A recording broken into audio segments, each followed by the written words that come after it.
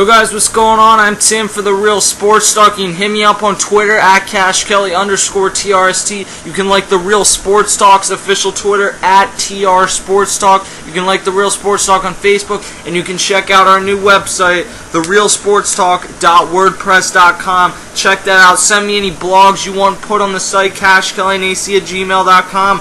I'll try and get them up if they're good enough. Again, though, LeBron James and the Miami Heat, this is the second video I made about it.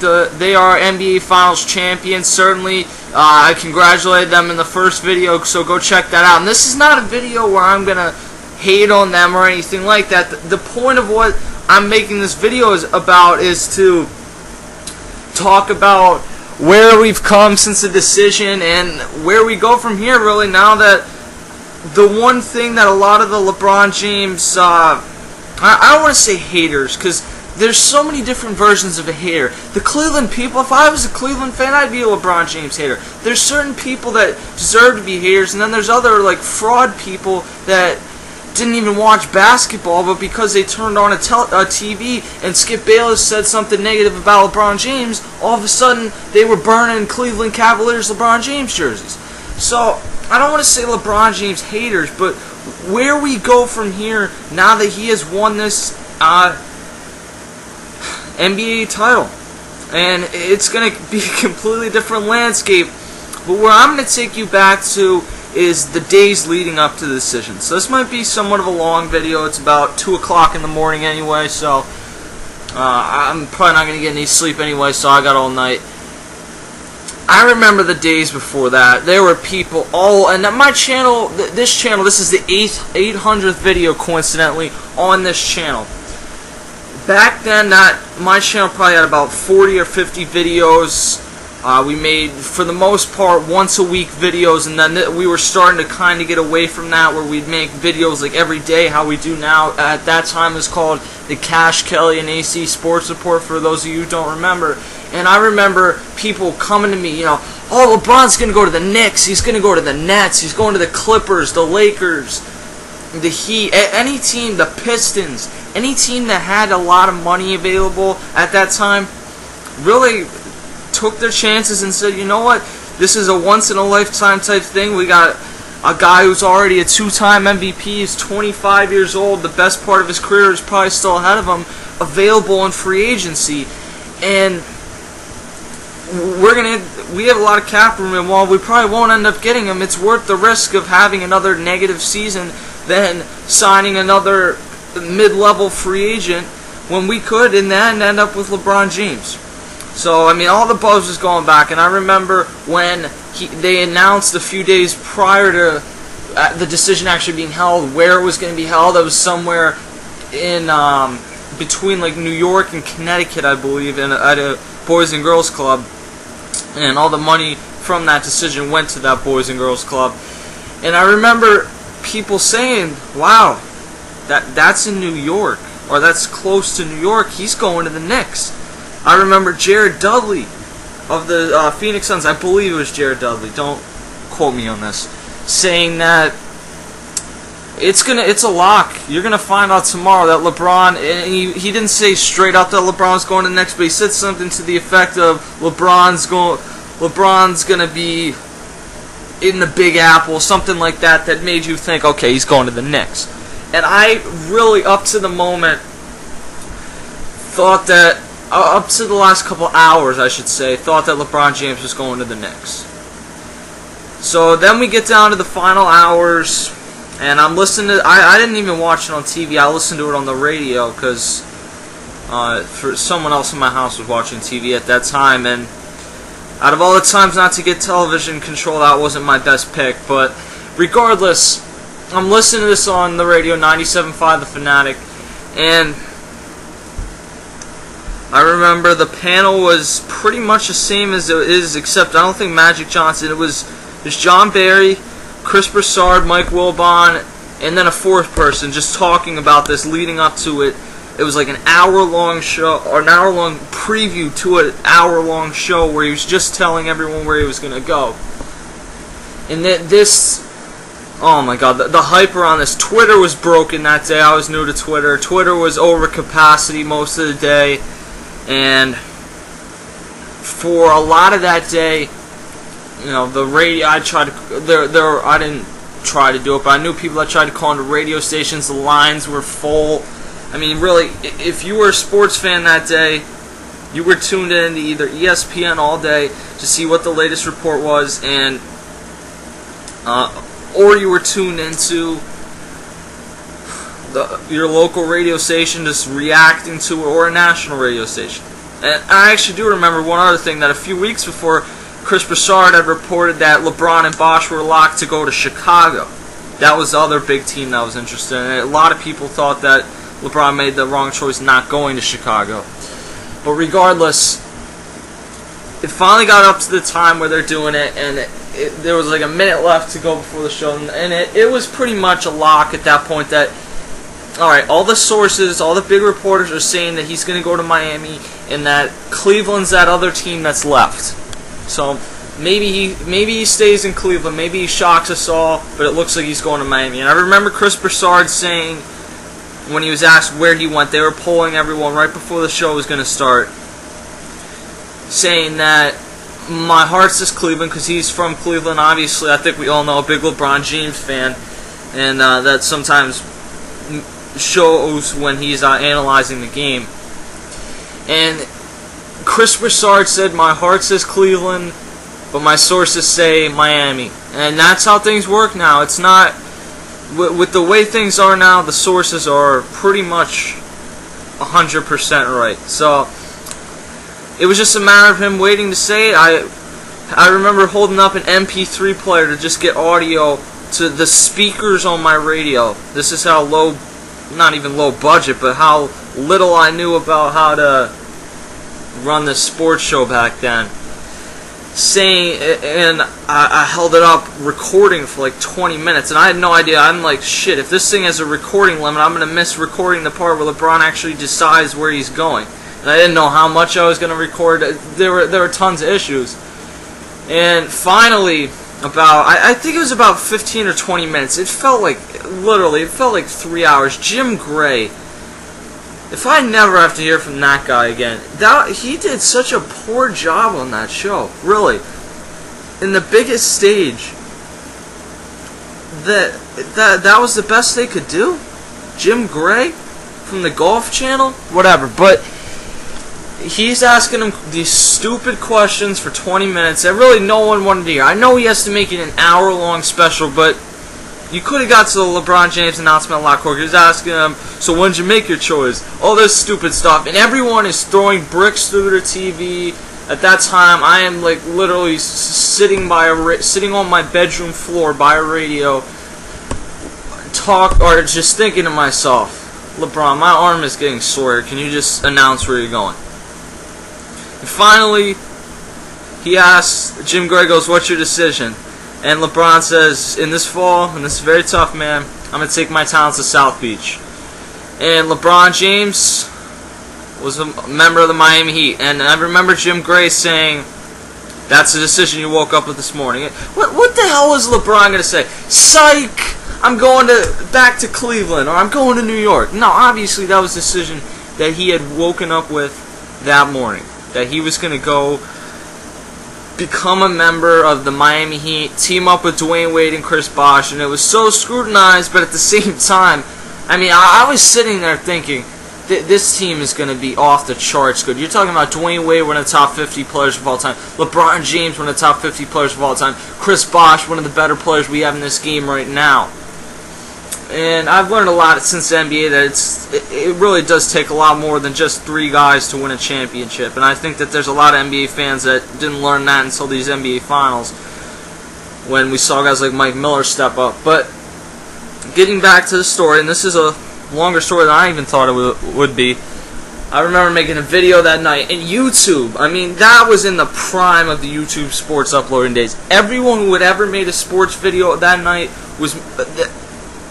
The timeline thing on YouTube back then, it was actually cool because YouTube was actually trying to help you out. Now they're just trying to help out my buddy Fred and all their partners, Philly D, all those people. But back then, your YouTube homepage was just filled with all the people that you're subscribed to. And I'm just looking now. I remember one guy making a video about why LeBron James wouldn't ever touch Michael Jordan because of this. And, you know, there were a lot of people overreacting. Then there were the people like me where I kind of overreacted. I remember saying something to the effect of, he won't win one like Kobe. And then I sat back and realized, you know what, Kobe had Shaq, didn't he? And Kobe had a really good team, so that doesn't make any sense. And that leads on to more in the future, and I'll get to that. But that was kind of my first taste of... That was the greatest sports night I ever remember in my life. Besides, for me as an individual fan, when the Phillies won the World Series and when the Eagles went to the Super Bowl, and when Penn State beat Florida State in like 3 overtimes in the longest game ever, and the Sixers went to the NBA Finals, and all my teams went to championships. That was just the greatest night, not as a sports fan, but to be a sports fan, if that makes any sense. To sit there that entire night and just everyone was talking about it. Everywhere you went, the topic was LeBron James. Twitter was over capacity for weeks. And I'm like, hell, at least this means we don't have to hear about Brett Favre coming out of retirement for a while. So we listened to that for weeks and weeks and weeks, and it was great. I loved it because it got me thinking, you know what, these last few NBA seasons, the finals and the playoffs have been good, but the regular season just has lacked a lot of buzz. And it's not going to be that way this year. And it wasn't. We looked, and then it was about, I started going on with Bruce Blitz and people, and I really realized that, not because of what Bruce said, but because of well, I guess partially because of things that he said, and at that time it wasn't even the Blitz Hardcore podcast, it was like the NBA podcast, and we were just talking about it thinking, alright, the more we talked about, he went to win, he took less money, it seemed to make more sense to me. Originally, I wasn't someone that came down hard on him, but I was just kind of someone that felt, you know, maybe this guy somewhat took the easy way out. And the more I talked with people that I looked at as real NBA fans, and guys that sat down and watched more NBA games than I do. I watch a shitload of NBA games, but have seen more, have watched more, and have been there during the heyday in the 80s and 90s with Magic, Bird, Jordan, Hakeem Olajuwon, you get the point, Shaq's early days with the Magic, that if I agree with most of the things that these people say about the NBA, and I agree with this pretty much, then I'm going to say that because regardless of what the media says, people that are saying that LeBron James took the easy way out or that this and that, those aren't the people that I usually ever agree with. And it wasn't that I couldn't agree with them that one time, but the more I thought about it, it's just like, okay, I understand you hate the decision show. It was god-awful. I turned it off after LeBron James said he was going to Miami. Looking back, I probably should have sat there and watched the whole thing just as... That was that event, and let me go back to that for one more second. That event changed the way sports fans were. There's tons of people that I used to watch that just got so wrapped up in this. I'm like, I'm not taking my time out of my day to watch your videos, your show, listen to you, whatever, on the radio, whatever the case is, because I know all I'm going to hear for at least half the show is you just regurgitating the same thing every single day about how, oh, I hate LeBron James, this and that. And then there became all these people that say, you know, LeBron isn't even really that good. He's just going to ride Wade for a championship. And that's where it just got old. This guy's a 2-time MVP at age 25. And I realized that throughout this, not that I liked LeBron James. It wasn't that I wasn't, but I'm not a fan of LeBron James. There's a lot of guys that you can like and not be fans of. It's like when you think a girl's hot, but you don't like her, if that makes sense. I'm not saying LeBron James is hot, though. Don't twist my words. But I enjoyed watching this guy, and I realized that I felt at that time that he was the best player in the NBA. You know, Kobe Bryant was coming off, I believe, 2 titles. So, I mean, obviously Kobe was right there, and right in his prime, and there were some other really great players. but I felt like individually that LeBron James is the best player, and I re-examined things. I looked at the Cleveland thing and I said, you know what? For him to leave Cleveland, it sucks for those fans because they were such good fans. But the way Dan Gilbert acted, you had the chance to trade Boobie Gibson and go get Amari Stoudemire, and you didn't do it. Him and Danny Ferry. You didn't do it, and you had 7 years to put a really good team, and instead you got broken down old Shaq. You got Ben Wallace. You get Mo Williams wasn't a terrible piece, but the guy performed awful in the playoffs when LeBron had classic series, especially that one against the Magic, and it drives me nuts. And I guess maybe we'll look back at this now, some of the people that said this, and say, when they said that, oh, well, he's been choking his whole career. No, he just wasn't on teams that were good enough to win championships. And he said that he looked at that Boston Celtics team that beat him, and he did quit in that game. I'm not going to act like that didn't happen, but he's also not the first player to quit in an end of a game where essentially his team was getting killed. It was, or not killed, but where he knew he was done. I think the difference is that the circumstances and all the hype, and LeBron James has done as good a job as he could have throughout that whole year of deflecting the hype and just kind of saying that, you know, we'll see at the end of the year. He even said at one point, I'd consider a contract extension here, but in the end they didn't win the championship, and it was quite clear that, yeah, at some point over the next 10 years, LeBron James might win one title. But a family source had said that LeBron James said that he had this vision of, at age 32, being broken down with 2 bum knees and not having a ring, and that's ultimately what made him decide to go. And people can say all they want that there were these conspiracies at the Olympics of '08 that Bosh and Wade and LeBron were all going to team up, but if LeBron had won a title in Cleveland, I really do not believe he was going to leave. And if he had been even close that year, I don't think he was going to leave.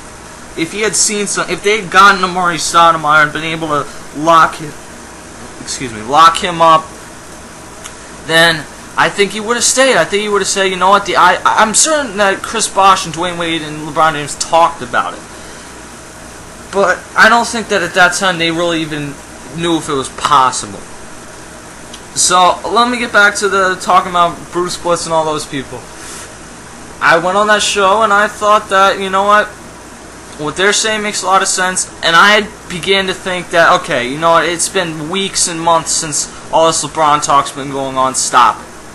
Seriously, and this was already like halfway into the season, all this hype about LeBron James, he's having another great season, it's time now to move on and focus on the season. He had his game back in Cleveland, he had gone back again and been beaten in Cleveland, and it was time to just focus and move on to remembering what this was all about.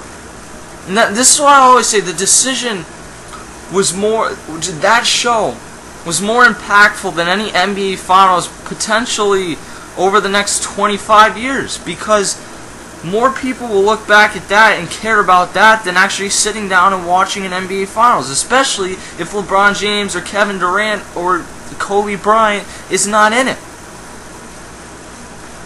So I essentially began there to say that, okay, when I see something I don't like about how someone says something about LeBron James, when I know it's not true, when I'm watching this guy and he's having another great season, then I'm going to come back and say something about it because it's just getting old. So I did that, and I began to somewhat get the label as a LeBron fan, and I guess I wasn't a LeBron fan, there's no question, but I guess the thing that I did wrong was I invested myself in it. I looked at it and said that, you know what, if he does end up winning something, I'm going to come back and I'm going to laugh about it. And you can go back to and I'll skip to the playoffs now. You can go back to the video I did when the Heat beat the Bulls in the NBA, or in the Eastern Conference Finals, in that final game where LeBron James hit a shot that put them up for good. Maybe not a last-second buzzer beater, but a shot that put them up for good. And I sounded like a fan. When I go back and look at that, I'm like, you know what I said in that video was true, but I sounded like I was a fan of the guy, and I can understand how someone believed that. But I really wasn't. And that was something that I wanted to make clear, that I am a diehard Sixers fan. That if the Sixers when the Sixers played the Heat last year, obviously I'm rooting for them. They really didn't have any chance. I felt like if the Sixers could play the Heat this year, they could give them a series. They probably wouldn't win, but I would have been emotionally invested in that. And I probably, if they had lost, would have been rooting hard for the Thunder in the NBA Finals. Now I didn't end up rooting for really either team. I just ended up enjoying it. And even if I had been rooting for the Thunder, I probably wouldn't have said it, because that's just not my style. I don't like to. I don't think that when I say who I think is gonna, or who I want to win, I think that when I say something negative about the other team, then people say, oh, well, that's because you want this other team to win or you're a fan. So that's why I just don't bring that type of thing up. So we went through this whole off season. Well, I guess I forgot the championship. That was a big part. LeBron James had a not legendary, but he had a great series against the Bulls. Great series against the Celtics, although D. Wade outplayed him. And a solid series against the Sixers earlier on in the playoffs. So, I mean, he looked like he was ready to silence the haters. And then it got to the NBA Finals, and LeBron James choked. And at that point, I came on here and I was one of the first people to tell you that he came up small in this, that yeah, some other people came up small, but the pressure was on him and he came up small, especially in that game where he only had 8 points, but throughout the entire series he had come up extremely small. And I thought at that time that, alright, it's going to be another year of this, so I came back this year. And one other thing I forgot to mention was the MVP race. Last year's MVP race was extremely, I was kind of into that, because I loved watching Derrick Rose. Derrick Rose was one of my favorite players to watch, and I hope he comes back from this ACL injury. I loved watching this guy, but I thought that, he still has some parts to work on his game, and I think that LeBron James is MVP. I said that, and people killed me for it. So I got invested in that too, and then when Dwayne Wade won Derrick Rose did win the MVP, I made a video about that. I remember that too. You can go back and look at all these videos, except the one where LeBron went to Cleveland, because I deleted that because I sounded like an idiot with some of the stuff I said in that video. So, and I also thought that Dwight Howard had a better season, but it wasn't I was hating on Derrick Rose or trying to prop LeBron James up, but the one thing that I was doing for LeBron James, it wasn't trying to prop him up, but throughout these 2 years, it was kind of saying that, yeah, he did some stupid things, and he went to a guy who had already won. He joined up on his team. I get that, but it is also a few years, and to take away, you're missing out on an incredible player, and that was that year. And then he choked in the NBA Finals, and then this offseason he came back. Said that he made some mistakes in that. And this offseason, we heard that he was working with Hakeem Olajuwon on a post game. I remember people telling me that LeBron James has been a waste so far in his career because of his lack of a post game, that he's not using his size to advantage, he's settling for shots, and he's playing off his natural skill, which in a lot of cases was probably true. And if he had done that this year, they wouldn't. There's no way in hell they're winning this NBA Finals, let alone getting to the NBA Finals. So he worked on that with Hakeem Olajuwon. I didn't think much of it because, okay, he's working on it. That doesn't mean he's actually going to do it. So the NBA lockout's going on, and then it finally ends. I remember doing a video with Bruce Splits that day talking about, man, we're going to have NBA this year. He said the Bulls were going to go win the NBA Finals. I mean, I didn't go as far as saying the Sixers were going to win the NBA Finals, but I was just pumped that we were going to get to see the NBA again. So I remember Christmas Day, Heat Mavs. That was fun to watch. I didn't make a video about it because it's Christmas. I have a life. I have a family. I'm not going to make a video about one basketball. But LeBron James came out, and the Heat in general, they just tore it up. And LeBron's post game, his face-up game, everything was on display. And I remember the B-Ball Breakdown show here on YouTube broke down that game, and they said LeBron James was headed for a legendary season. And I thought, he'll have another really good season, but I don't know if I'd go as far as saying he'll have a classic season or whatever. So throughout this, Skip Bayless is trolling. Obviously, a few other people on YouTube were trolling, and you know who those people are. And Skip Bayless, throughout this entire time, he is just talking and talking and talking, and Stephen A. Smith had been introduced, and the Skip Bayless thing just got old. I watched it a few times. I used to watch it when I was younger just because I just watched anything about sports before I did this show, just to get time around sports, I guess you would say. And once I got this show, I didn't really feel a need to watch that. But I had started watching a little bit of it to the point where in the end I just couldn't take it anymore, really. So I stopped watching it for a while, but then this season I came back, watched a few things, and Stephen A. Smith had now been introduced, who I used to like, but now I think he's become a little bit, I don't think he really speaks his mind half the time. And I've watched that show a few times, and I said that Skip Bayless just needs to stop, because eventually this guy's going to get multiple championships, and this is all going to look stupid. And everyone said, oh no, he's a ringless king, he's never going to win anything. Hindsight's 20/20, I guess. So Stephen A. Smith also said that this is one of the greatest players we have in this game right now, and but the thing that he has to do is win a title, or right now none of it really matters. And that hit home with me. That made perfect sense. Now he overused that, and people in general overuse that. That didn't mean that everything, he did some great things this season. That didn't mean that didn't matter. That wasn't, I don't think, what he meant by that. And if it wasn't what I was agreeing with.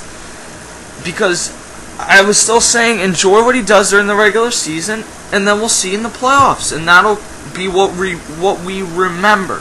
That's what I meant. But it doesn't take away, it shouldn't prevent him from winning an MVP or anything like that. Fast forward a few months, Miami Heat get the second seed. LeBron James, Kevin Durant come down to the MVP. LeBron James wins it, not unanimously, but pretty close. And the debate about that, really, if you honestly watch the season, Kevin Durant had a great year. And offensively, I had a lot of people tell me, well, look at his numbers, they're better.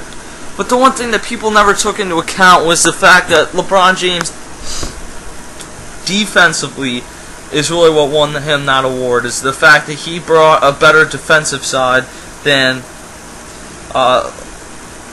what Kevin Durant brought. So he wins that MVP. It's his third MVP, and again I said, that's a good accomplishment for LeBron James, and now he has to go win that NBA Finals. Not just him specifically, because it's a team, but he has to not only have to win it, but he has to lead them to it. And I wasn't sure how that was going to work with Dwayne Wade, and throughout these entire playoffs, there were a lot of times where I looked around and said, this team just doesn't get it. They don't have enough chemistry. That's not going to work with LeBron and Wade there, and they need to move on. Well, okay, so they get through the first round. That's not a big deal. They get to the second round, and they're playing the Pacers, and all of a sudden, yeah, it's tied 1-1. But then Chris Bosh goes down with an abdominal strain, and he missed all the way up to Game 4, I think it was, in the Boston series. It was 4 or 5, one of them. He missed all the way up to there, and the next game, LeBron came out, played his heart out. Dwayne Wade had a good game, too. LeBron had something like 28, 8, and 6. Great game. But when it came down to it late in that game, he missed the free throws. And one of the things I realized throughout this time was that I had to be critical of him if I was going to also defend him. It wasn't supporting him, it was defending him, that I would have to be critical of what LeBron James was doing. So I came back, I was critical of the guy, and I said that, he choked tonight. A great game's a great game, and he had one, but in the end, he choked. The Heat were down 2-1, and I never really thought they were going to lose to the Pacers. Or, I wasn't sure that they were going to win, but there was never a point in my mind where I thought that they were actually going to lose to the Pacers.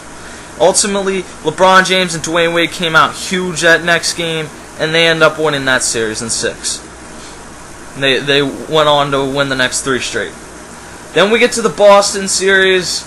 Early on in that series, LeBron James looked great. And then Rajon Rondo had that big game. And then there was Game 2. Let's go to Game 2.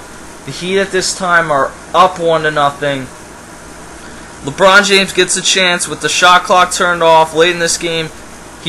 This is after he missed like a layup that would have been incredible if it went in, because he was turned the wrong way. So I didn't bash him a ton for that. But then he gets a chance with the shot clock with the tired Rajon Rondo, who had played every minute of that game, to just hit that big shot. And it really felt like that night, that LeBron James, that was going to be the night that he hit that big signature shot. Even though he had already hit a signature shot in Cleveland against Orlando, but where he kind of hit another one. You got to hit one every few years for people to remember it. And then once you hit that one every few years, you get this reputation as like a killer or whatever. So I thought he was going to hit it. It rolled out. It was a brick. It was just a crappy shot. They went on to win in overtime. But then all of a sudden, Boston rattled off 3 straight. It was 3-2. And I thought, you know what? LeBron James has come up kind of small again. Not like he had a bad series, but that this just was not going to work with him and Wade there. And I didn't trust LeBron James. From that point in the Pacers series where he missed those 2 free throws, I said that my money's not with LeBron James anymore. Even though I'd picked the Heat to be in the finals and I'd picked the Heat to win that series, I'm not betting on anything at this point. A, because I'm under 18, but you know where I'm actually going with this. Or actually, it's 21 you have to be to bet, I think. But you get the point. And I said that I wasn't going to really expect anything huge out of LeBron James. He did have that one game against the Pacers where he had 40 and 18. That was great. But in the end, it was another thing where I realized people are still going to kill me if LeBron James doesn't win. So LeBron's got to, keep focused and keep going. Game 6, down 3-2, and it looked like the Heat were done. It really, I've had a feeling that, there's no way they're going to come out and win these next 2. They might win this Game 6, even though it was in TD Bank, North Garden, but I just don't see them winning 2 in a row against this Celtics team. KG, you can see with a passion, hates that Miami Heat team. I don't really know why, because he teamed up for a big 3 and he had all the hype then, but he's just such a competitor, and that's what makes you love KG. And Rajon Rondo had such a good series, and Paul Pierce had a terrible series but was hitting some big 3s. And even with Ray Allen hurt, other guys were stepping up. Michael Petras was stepping up, and Brandon Bass had stepped up a couple times, especially in that Sixers series in games 5 or 6, I think it was. So I just thought that there's no way they're going to win this, and LeBron James is going to hear this criticism for another year. He comes out with the best playoff performance that I've ever seen. Not the best playoff performance of all time, but probably the best I've ever seen. The 45-point Game 6, and then a 30-some point Game 7, and then all of a sudden the Heat are in the NBA Finals again. So we go to the NBA Finals. At the beginning of the season, I picked Thunder over Heat, so there was no way I was going against that. Because I figure if they make it this far, then I'll just stick with the pick I have. Although if I had really believed the Heat were going to beat the Thunder, I would have picked it. But I looked around. Thunder have this great depth. James Harden, Serge Ibaka, Kendrick Perkins, Davo Sefolosha. There's no way that the Heat are going to have enough to beat them, especially with the way that Dwayne Wade really had not played very well throughout those playoffs. So Dwayne Wade and the Miami Heat and LeBron James come into this series and they drop Game 1. Kevin Durant just took off in that fourth quarter. People were starting to compare him to Michael Jordan, which was way premature. But people were starting to make these great comparisons about his clutchness, and certainly it was earned the way. I think he had 17 points in that fourth quarter. And the Thunder took Game 1. I was on the air live on the Real Sports Talk, Blog Talk Radio channel talking about that. And I just said that this isn't going to work with LeBron and Wade. These guys aren't on the same page, and I think this is going to be a great series, but I think in the end it's going to end in disappointment for the Miami Heat. And all this time, if I haven't mentioned, LeBron haters, people supporting it, and it was fun to see these people go back and forth as I look at it. It got annoying when we were in the moment, but when I look back, I'm going to miss the LeBron hate. I'm going to miss the people that loved or that were supporting LeBron just because they wanted to be against the people hating LeBron. I'm going to miss all that. But getting back to the finals, Game 2, we all know how that ended. LeBron had a great performance, but ultimately Skip Bayless and co. decided that, well, that wasn't good enough. And that was after Game 1 where he had 7 points in the fourth quarter, and apparently that's choking. That was ridiculous. And then Game 2, he comes out, did not have a very good fourth quarter, but in the end he hit that big shot off the glass. He did have that play which probably should have been a foul against Kevin Durant, but it wasn't called, and it's not like you can hold that against LeBron James. The Heat win Game 2. They won Game 3. They won Game 4. And all of a sudden, LeBron James was 1 game away from an NBA title. And then he came out tonight with his first triple-double of the season. 30-some points. I think it was 11 assists and 13 rebounds. It was 13-11. It might have been 13 assists and 11 rebounds, but I think it was... Yeah. Alright, so he comes out with that performance. The Miami Heat are NBA champions, and as much as it's kind of like, okay, now I'm not going to have all these people going back on my old videos and talking trash about what I said in defense of LeBron James, or all the LeBron fans saying, you wait till he wins a championship this year on some of the other videos I had made. I'm going to miss that, because that was the time, and it's weird to look back at something that a day ago was still happening, but that was the time where the NBA has been at its best since Jordan's been out of the game. The best, and really the time that I've watched it. Obviously, I've gone back and watched a ton of games. For anyone that's ever wondered that, I've seen, as I mentioned to a commenter a week ago or so, I've seen at least 50 games that Jordan's played in every season. I've gone back and watched Hakeem Olajuwon, Shaq, Larry Bird, Magic Johnson. You get the point. Will Chamberlain, Bill Russell. And obviously, Shaq, I saw a fair amount of his career in my lifetime anyway, in my time of watching basketball, so it wasn't a big deal with that. But this was just a great time because people, again, were interested. And the LeBron haters, the LeBron lovers, I enjoyed every moment of it. Because it was just about people being back interested in the game. Me being probably the most interested I've ever been in the entire face of the NBA in my lifetime. And it was fun to see, and I hope that all those LeBron trolls and the LeBron supporters keep watching these videos, keep watching the NBA, and in general keep the NBA buzz up. At this point, there's not going to be nearly as many LeBron haters. I'd say at least 65% of LeBron haters at this point will just kind of fade away. Probably even more if he wins another one next year. There's always going to be some haters of people, but I mean, how many people... What shines out now? The people saying that Kobe Bryant's one of the greatest players of all time, or the LeBron, or the Kobe haters that are still out there? Probably the people saying that Kobe is one of the greatest of all time, because he is. And, I sort of got off track in this video because I wanted to make it just a video about talking how I'm going to miss this. But that's where I'm coming from with this whole thing, and that's why I'm going to miss it, because it's given me tons of views. It's helped popularize my show and the channel overall, and it's helped popularize the NBA to the point where I think the NBA at this point might be my favorite sports league out there, and a few years ago it might have been my fourth, behind the NHL. And I think that with the way the NFL's going, with softening the game a little bit, and the way the Eagles have disappointed me, and the MLB is still probably always going to be my favorite, but at this moment I would say the NBA is right there.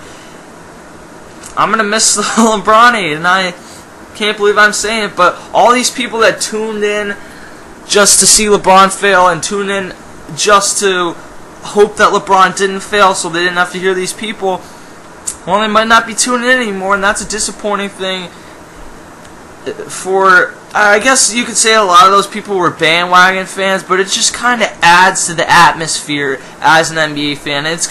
It helped to make the NBA what it is today and help get it back on its feet when, in my opinion, it was not in trouble, but not in a great situation just a few short years ago.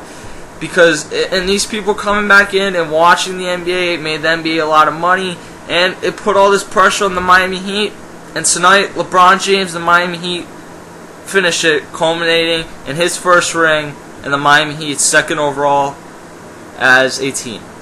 Hit me up on Twitter, Facebook, go to the website, therealsportstalk.wordpress.com. Thank you guys for all watching during this incredible NBA playoffs, and I hope that you continue to stick with me through the Olympics this year, MLB, NFL, NHL, college football, college basketball, you name it.